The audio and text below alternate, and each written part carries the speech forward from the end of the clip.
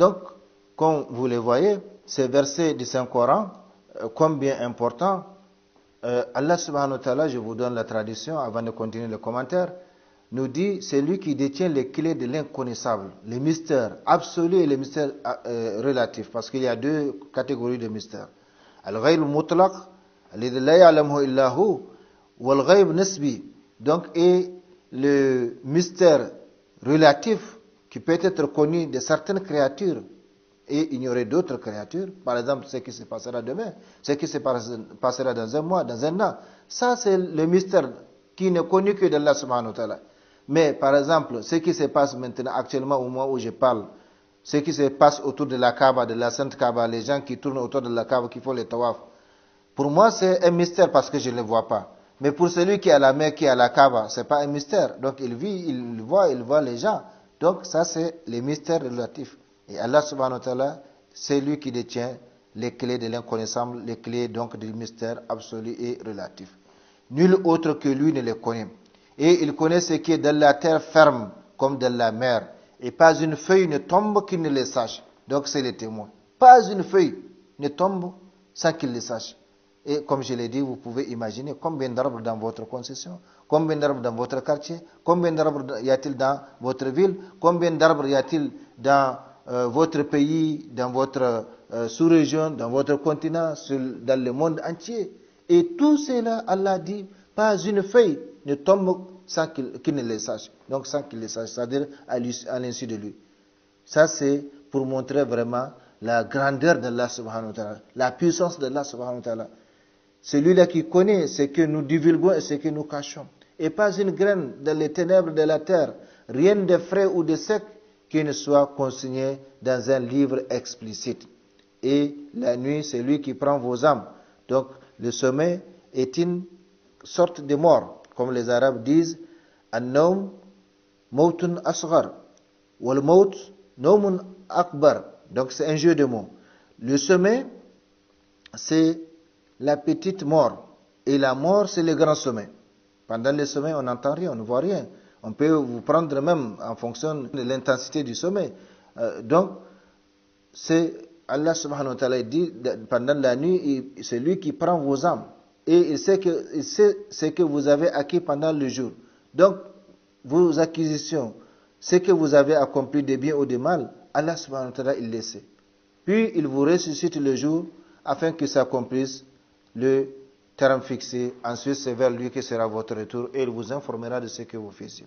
Donc, Allah subhanahu wa ta'ala, comme je l'ai dit, il n'y a pas de source qui égale le Coran pour connaître les attributs d'Allah subhanahu wa ta'ala. Il n'y a pas de source qui égale le Saint-Coran pour connaître ce que Allah aime, ce que Allah n'aime pas. Pour connaître la description d'Allah subhanahu wa ta'ala, nous allons le voir plus loin. Les versets les plus importants du noble Coran, c'est les versets 255 de la sourate Al-Baqarah, du chapitre 2. Pourquoi ce verset est le plus important du noble Coran?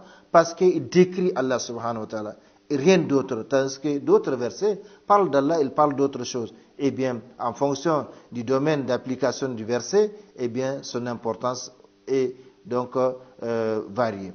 Réfléchissons, chers frères et sœurs en islam, chers téléspectateurs, sur les messages coraniques. Nous trouverons un roi qui fait ses propres éloges, un roi qui proclame sa propre pureté, un roi qui fait ses propres éloges et remerciements. Donc, il s'est remercié. Il s'est purifié, subhanallah, il fait ses louanges, alhamdulillah. Donc, lui-même, il fait ses propres éloges. Réfléchissons sur les messages coraniques. Nous trouverons un roi qui conseille ses serviteurs et les oriente vers les causes du bonheur terrestre et céleste.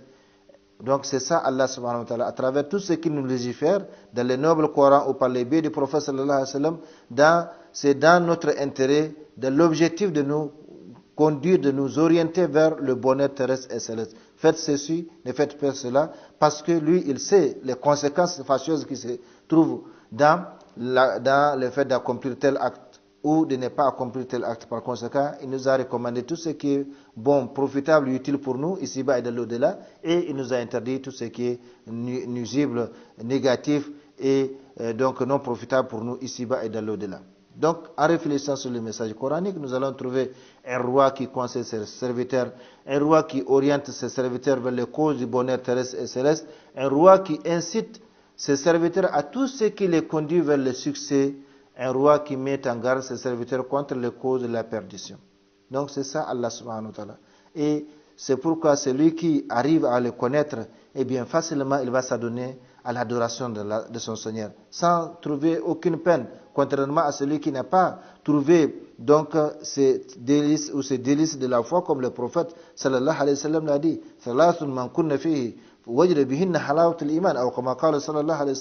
Il y a trois choses quiconque les trouve en soi, eh bien il a trouvé les délices de la foi.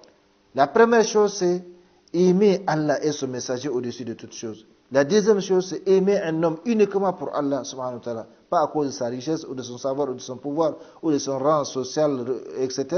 Et la troisième chose, c'est détester de retourner à la mécréance une fois que Dieu nous a sauvés de cette mécréance, comme on déteste de retourner, de tomber dans le feu. Donc, la foi a des délices. Celui qui n'a pas connu ces délices, eh bien la foi, il va la trouver lourde. Il va trouver lourd tout ce que Allah subhanahu wa ta'ala a recommandé de faire. Et il va également trouver lourd tout ce que Allah subhanahu wa ta'ala a interdit de faire. Alors que tout cela, Allah subhanahu wa ta'ala ne poursuit aucun intérêt. C'est dans notre propre intérêt. Comme il l'a dit, in ahsantum, ahsantum li anfusikum wa an ahsantum falaha. Vous faites le bien, c'est pour vous-même. Vous faites le mal, c'est à votre détriment. Vous ne pouvez pas nuire à Allah subhanahu wa ta'ala. Vous ne pouvez pas nuire à quelqu'un d'autre en réalité. Vous ne pouvez que nuire à vous-même, soit que vous le sachiez ou non. Donc, réfléchissons sur le message coranique. Nous trouverons un roi qui se révèle et se fait connaître à ses serviteurs par ses noms et attributs de perfection.